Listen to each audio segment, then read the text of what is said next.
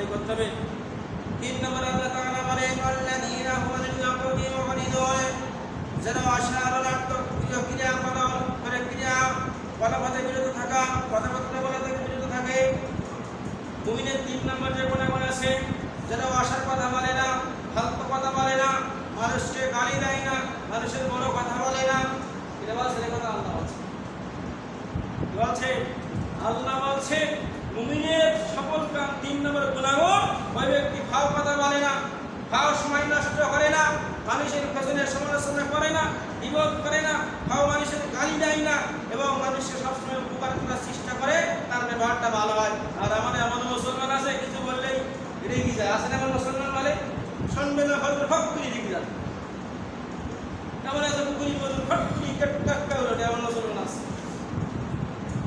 এই জন্য রাগা যাবে না, রাগ ইমানকে নষ্ট করে দেয়, রাগ দেখানো যাবে না। রাগ করলে বুঝতে হবে ওর ইমান নেই, ইমান নষ্ট হয়ে যাবে তার।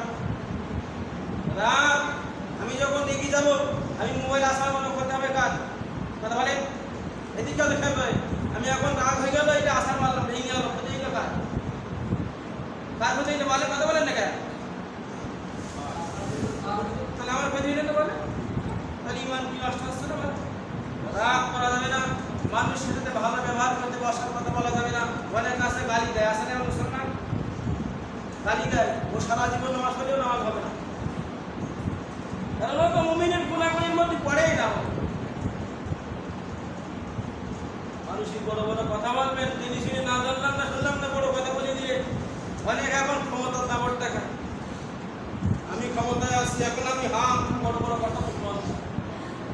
জবান ঠিক করে, জবান ঠিক না করলে আপনি মুমিনের অনুসবর্ত হইতে পারবেন না, ওই অবস্থায় মারা গেলে জাহান্নামে হয়ে যেতে হবে। তাহলে মুমিনের গুণাগুণ হবে 3টা বলেছি বলা, এখনো বহু কাজ আছে।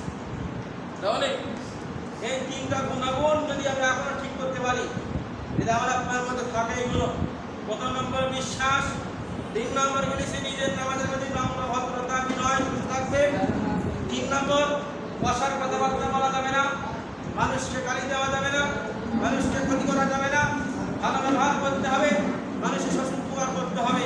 আমরা এইগুলো যদি করতে পারি, তাহলে এই 3টা গুণাগুণ আমাদের মধ্যে আছে। বলেন তো, এদিকে খেয়াল করেন, যে 3টা গুণের কথা বললাম, এই 3টা গুণ কি আমাদের মধ্যে আছে? আছে বলে এই গুণাগুণ। একটা মানুষের বড় কথা বলেছে, তার বলেছে নাকি 4 দিন আগে, তার কাছে ক্ষমা চাইলেন,